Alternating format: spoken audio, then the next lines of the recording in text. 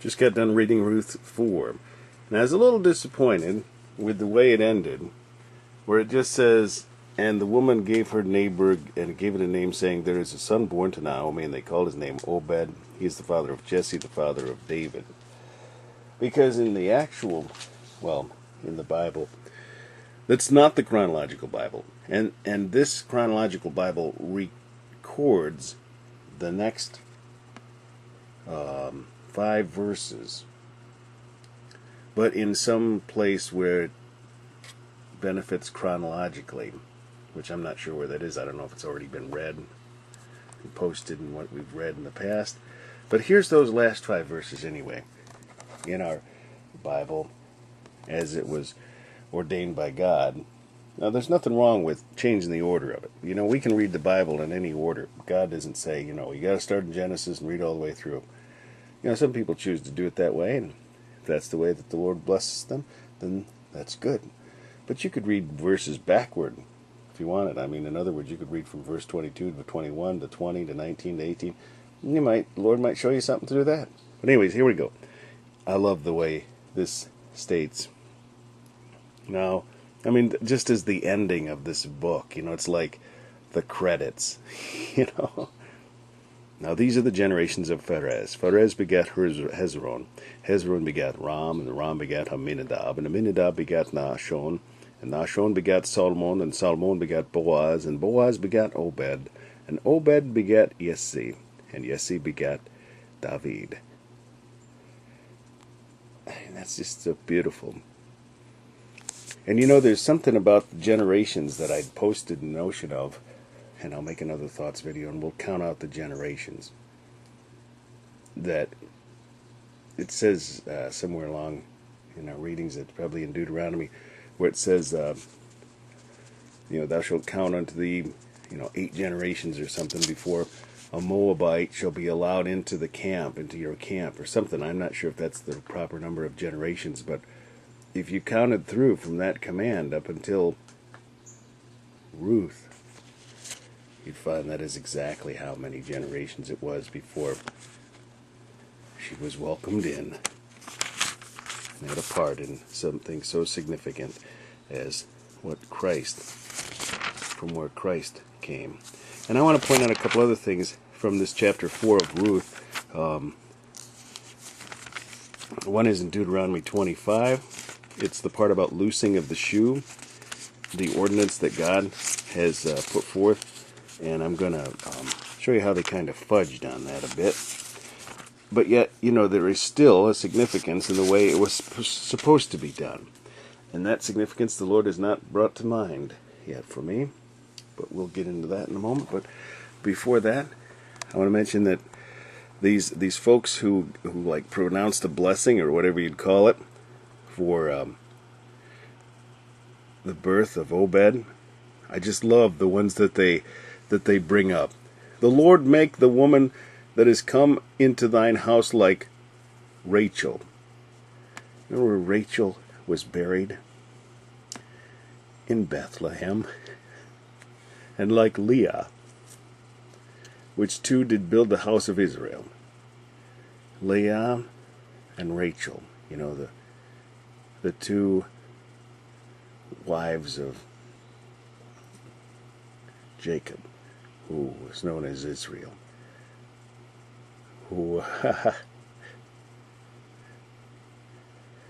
But then this here, and let thy house be like the house of Pharez, whom Tamar bare unto Judah. So now we're getting more specific. Leah had Judah. Pharez was the one who was born in that very odd circumstance that at first glance looks like it might be incest, but it's not. If you study that and you realize that his union with Tamar was not incestuous, but also very interesting and detailed in the way that was brought about. But here's something that was fudged on, okay? Deuteronomy, and this goes along with that loosing of the shoe thing. Here's the ordinance. Let's see. Where does it start here? If brethren dwell together, and one of them die, have no child, the wife of the dead shall not marry without unto a stranger. Her husband's brother shall go in unto her, and take her to him to go in unto her, and take her to him to wife, to perform the duty of an husband's brother unto her. And it shall be that the firstborn which she beareth shall succeed in the name of his brother which is dead, that his name be not put out of Israel. So in other words, wife has a husband, and he dies, they never had children. She has to go to the next brother in line and say, raise up seed unto your brother, so his name will be carried on. And if the man like not to take his brother's wife, then let his brother's wife go up unto the gate of the elders, and say, my husband's brother refuseth to say my husband's brother, or refuseth to raise up unto his brother a name in Israel. He will not perform the duty of my husband's brother. All right, now go up to the gate unto the elders. And this is the woman is supposed to do it. I don't know if she can send a proxy, but that's what Boaz was for Ruth.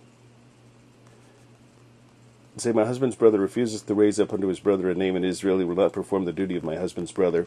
Then the elders of the city shall call him, and speak unto him, and if he stand to it, and say, I like not to take her, then his brother's wife come unto him in the presence of the elders, and loose his shoe from off his foot, spit in his face, and shall answer and say, so shall it be done unto that man that will not build up his brother's house, and his name shall be called in Israel, the house of him that hath his shoe loosed.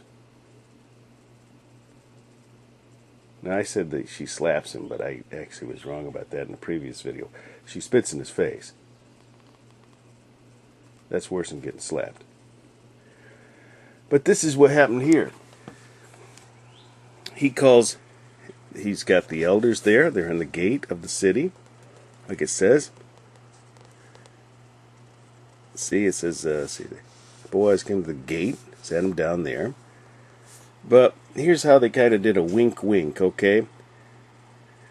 He said, first he tells him, hey, Naomi, has got some land. And he's like, okay, yeah, sure, yeah, I'll take it. Yeah, I'll take that. He's got a parcel of land, which was my brother Elimelech's.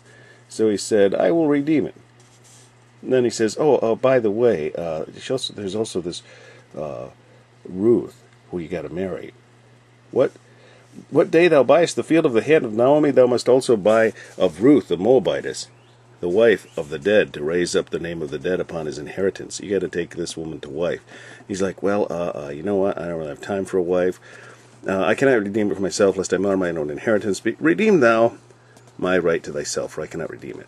And then it says, now this was the manner of former time in Israel concerning redeeming and concerning changing, for to confirm all things a man plucked off his shoe. And that's not exactly what. The woman was supposed to loose his shoe and give it to his neighbor. So this is what they turned it into. They said, okay, look, I'll just take off my shoe, I'll give it to you.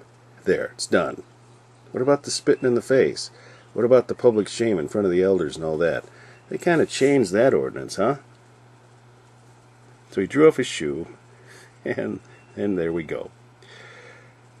Just to throw in what I wonder about with this ordinance from Deuteronomy 25, actually it says 26 because 26 is coming up here, but 25 where it says, remember when Jesus, I'm just going to throw this out, I'm not going to explain or nothing, but this is the most curious ordinance in Deuteronomy 25:10, and thy name shall be called in Israel the house of him that hath his shoe loosed. What about this notion? John the Baptist said, whose shoe latchet I am not worthy to unloose. Yeah, I know that's an act of humility, but so is this. But it's also, just think about that and ask the Lord about it.